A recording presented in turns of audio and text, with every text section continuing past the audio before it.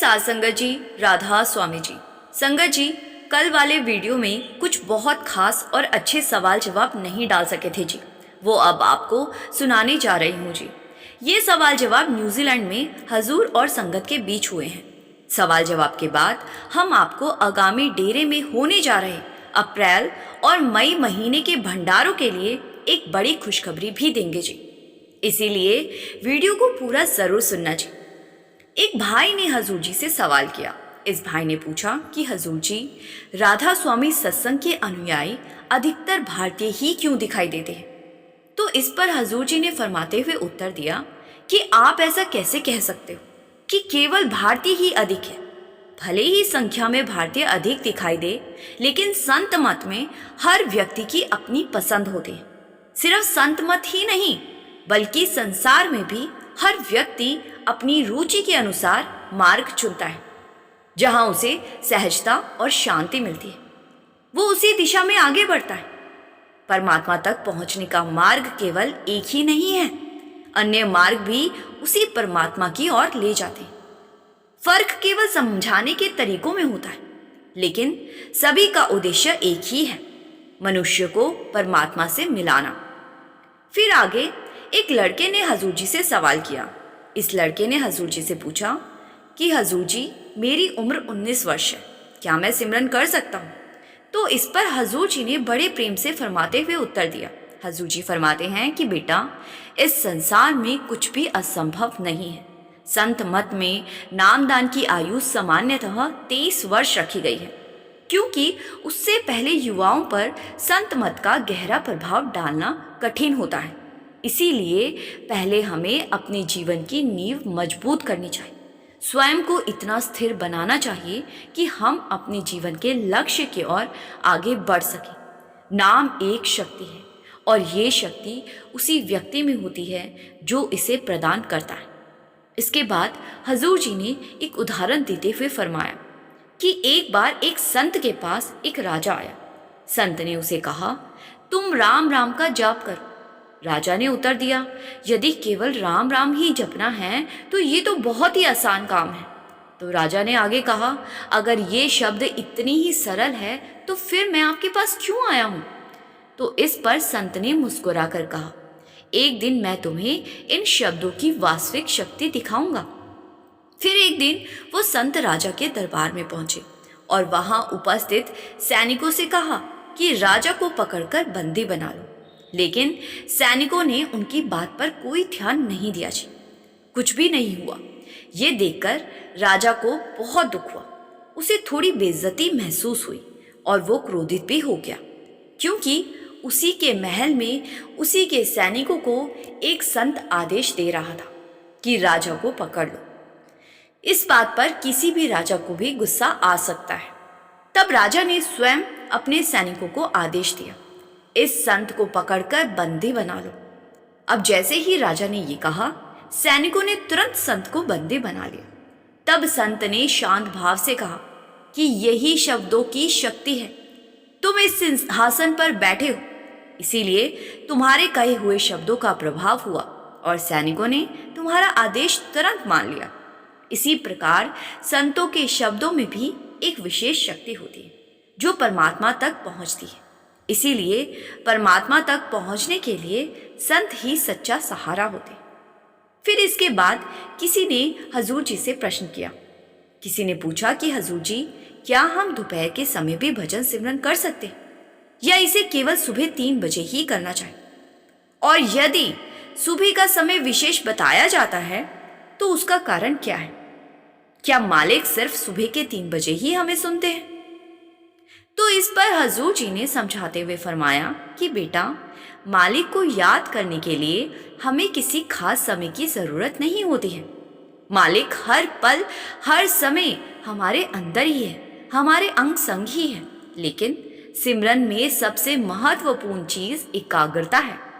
जैसे जब हमें परीक्षा की तैयारी करनी होती है तो हमें बैठकर पूरे ध्यान से पढ़ाई करनी पड़ती है, उसी प्रकार सिमरन में भी मन को स्थिर करना आवश्यक है। लेकिन अक्सर हम थोड़ी देर बैठते हैं और फिर आराम करने लगते हैं।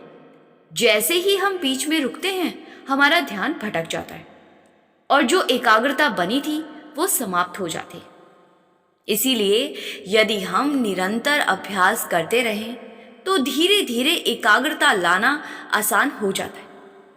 उन्होंने आगे फरमाते हुए फरमाया, हम जो 2.5 घंटे सिमरन करते हैं वो तो केवल शुरुआत है। ये 2.5 घंटे सिर्फ 1 या 2 दिन नहीं बल्कि पूरी जिंदगी हर रोज देने होंगे। हजूर जी ने कहा, वास्तव में सिमरन तो हमें पूरी जिंदगी करना है, चाहे हम सुबह बैठे या दोपहर में। हमारा उद्देश्य एक ही होना चाहिए, परमात्मा से जुड़ना। लेकिन दिन के समय हमें कई प्रकार के व्यवधान होते हैं, फोन आते हैं, कामकाज होते हैं और मन बाहरी चीजों में उलझा रहता है। इसी कारण सुबह का समय विशेष माना गया है, क्योंकि उस समय वातावरण शांत होता है, ना कोई फोन आता है और ना ही कोई व्यस्तता होती है। इसीलिए हम शांति से भजन सिमरन कर सकते हैं। सुबह उठने का बस यही एक कारण है। लेकिन अगर हम दोपहर को एकाग्रता के साथ बैठ सकते हैं तो हमें जरूर बैठना चाहिए। फिर आगे किसी ने हजूर जी से प्रश्न किया कि हजूर जी, यदि कोई व्यक्ति भजन सिमरन के लिए बैठता है तो लेकिन भजन नहीं करता, सिर्फ सिमरन करके उठ जाता है, तो क्या ये ठीक है?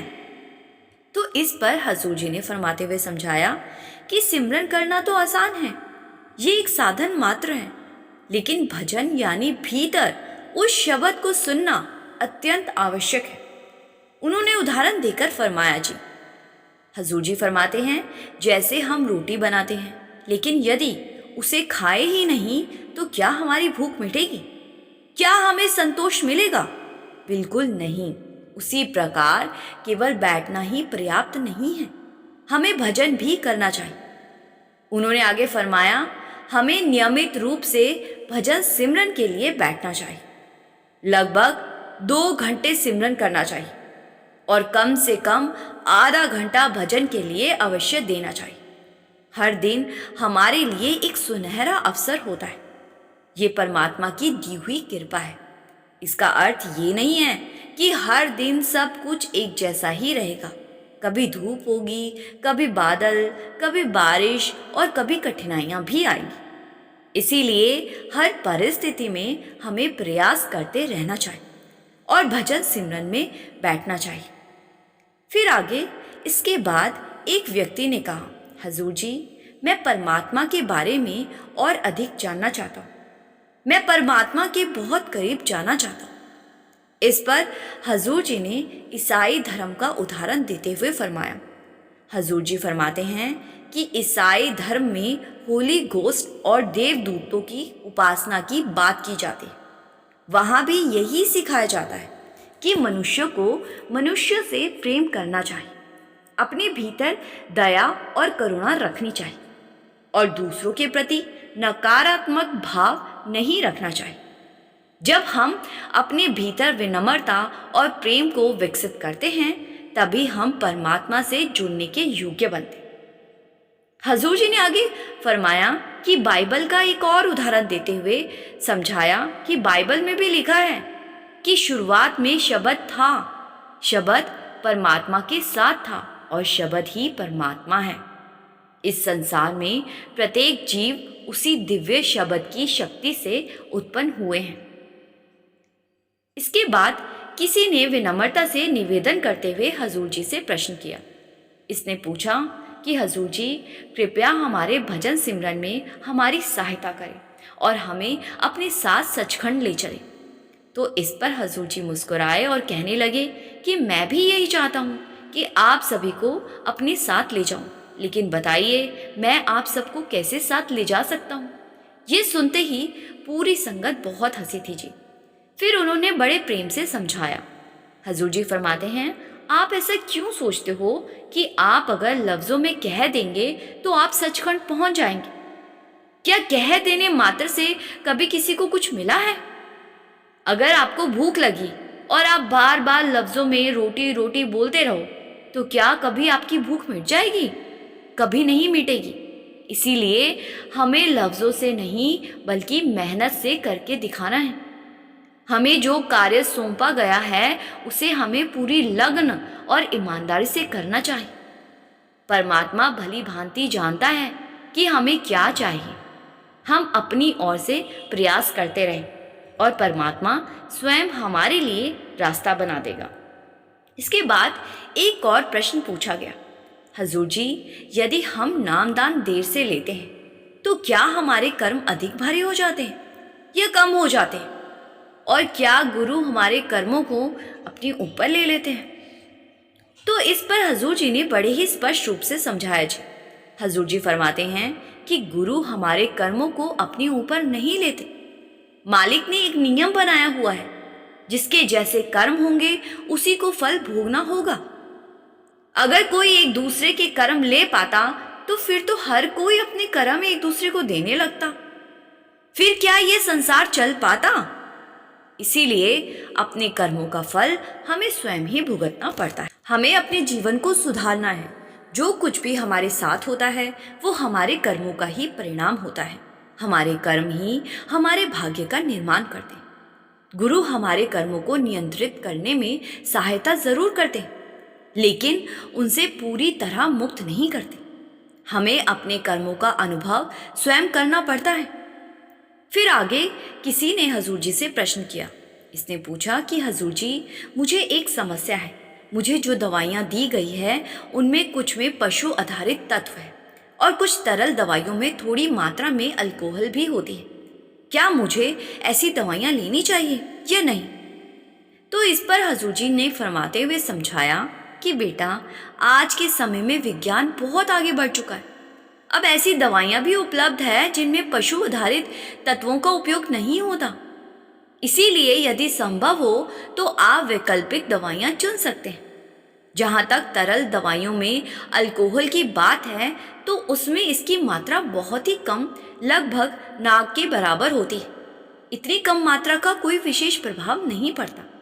इसीलिए यदि दवा के रूप में उसका सेवन किया जाए तो इसमें कोई समस्या नहीं। फिर आगे एक बहन ने हजूर जी से सवाल किया। इस बहन ने पूछा कि हजूर जी, हमें कैसे पता चले कि हम सही रास्ते पर चल रहे हैं और हमारी भक्ति सही दिशा में है? हजूर जी ने बड़े ही सरल शब्दों में कहा जी। हजूर जी फरमाते हैं कि इसका सबसे बड़ा संकेत आपके अंदर का परिवर्तन है। यदि आपके भीतर विनम्रता बढ़ रही है, क्रोध कम हो रहा है, दूसरों के प्रति प्रेम और दया बढ़ रही है, तो समझो कि आप सही दिशा में चल रहे हो। भक्ति का मतलब केवल बैठकर सिमरन करना नहीं है, बल्कि अपने व्यवहार में भी परिवर्तन लाना है।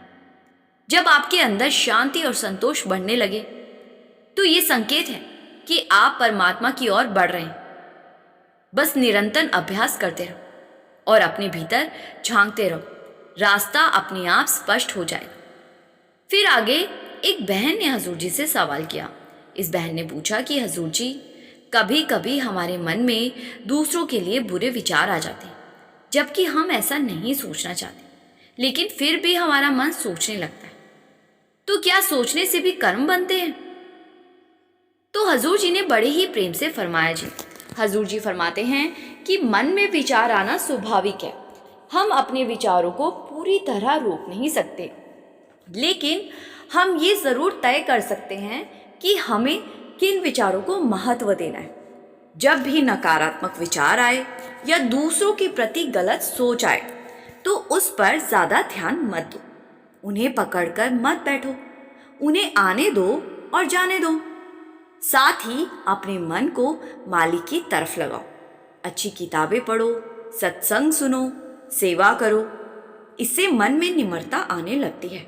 धीरे धीरे जब ध्यान मालिक की तरफ लग जाएगा तो मन की शुद्धि भी होने लगेगी और ऐसे विचार अपने आप कम हो जाएंगे। फिर आगे एक लड़के ने हजूर जी से प्रश्न किया। इस लड़के ने पूछा कि हजूर जी, मेरे दोस्त मुझे कहते हैं कि भक्ति करने के लिए हमें मंदिर में जाना चाहिए या गुरुद्वारे में जाना चाहिए, और वो मुझे बोलते हैं कि सत्संग घरों में भगवान नहीं बैठते जो तू वहाँ जाता है। अब हजूर जी ने जवाब दिया कि बेटा, वो सच बोलते हैं कि सच में सत्संग घरों या किसी बाहरी स्थान पर मालिक नहीं मिलेगा, क्योंकि मालिक तो अंदर मिलेगा ना, बाहर तो नहीं मिल सकता। लेकिन अंदर का रास्ता इतना आसान नहीं होता। इसके लिए हमें खुद को बदलना होता है। और सत्संग एक ऐसी चीज़ है जिसको सुनकर इंसान के अंदर बदलाव आने शुरू हो जाते हैं। मंदिर में जाना गलत नहीं है, लेकिन हमें विचार करना चाहिए कि हमने वहाँ से क्या सीखा, क्या उन महापुरुषों के जीवन से सीख ली जिनकी याद में मंदिर बनाए गए। हम वहाँ माथे टेक कर समझ लेते हैं कि अब मालिक हमें बख्श देगा। बेटा, अगर माथे टेकने से मालिक मिल जाता तो इससे आसान रास्ता और क्या हो सकता था। लेकिन जो कुछ भी मिलेगा वो अपने खुद के अंदर से मिलेगा। फिर आगे एक भाई ने हजूर जी से प्रश्न किया। इस भाई ने पूछा कि हजूर जी, जब जीवन में कठिनाइयाँ आती है तो हमारा विश्वास डगमगाने लगता है। ऐसे समय में हमें क्या करना चाहिए? हजूर जी ने फरमाते हुए समझाया कि भाई, कठिनाइयाँ जीवन का हिस्सा है। ये हमारी परीक्षा भी होती है और हमें मजबूत बनाने का माध्यम भी। अगर जीवन में मुश्किल दौर नहीं आएगा तो हम अच्छे समय की कभी कदर नहीं कर पाएंगे और ना ही हम कुछ सीख पाएंगे। हजूर जी ने आगे फरमाते हुए समझाया, जब परिस्थितियां विपरीत हो तब हमें और अधिक सिमरन करना चाहिए, क्योंकि वही हमारे अंदर से हमें शक्ति देता है। हमें ये विश्वास रखना चाहिए कि जो भी हो रहा है वो हमारे भले के लिए ही हो रहा है, भले ही उस समय हमें समझ ना आए। जब हम ये भाव रखेंगे तो धीरे धीरे मन स्थिर होने लगेगा और विश्वास मजबूत हो जाएगा। फिर आगे एक भाई ने हजूर जी से सवाल किया। इस भाई ने पूछा कि हजूर जी, जब मन सिमरन करने बैठते हैं तो नींद इतनी आती है कि लगता है जैसे बिस्तर हमें बुला रहा हो। अब सवाल सुनकर संगत हंसने लगी थी जी। फिर हजूर जी भी मुस्कुरा दिए। हजूर जी ने फरमाते हुए समझाया कि भाई, जब मोबाइल चलाते हो या फिल्म देखते हो तब नींद क्यों नहीं आती? संगत फिर से हंस पड़ी। फिर उन्होंने आगे कहा कि असल में मन को जहाँ रस मिलता है वो वहाँ जागता रहता है, और जहाँ उसे मेहनत करनी पड़ती है वहाँ वो बहाने ढूंढता है। सिमरन में मन को काबू करना पड़ता है, इसीलिए वो नींद का सहारा लेता है। संगत जी, अब आपके साथ हम ब्यास में इस महीने और मई महीने में होने जा रहे भंडारों की कुछ खास जानकारी आपके साथ साझा कर रहे हैं जी। संगत जी, इस महीने के आखिर में यानी 26 तारीख को ब्यास में भंडारा होने जा रहा है और मई के पहले हफ्ते में भी भंडारा है।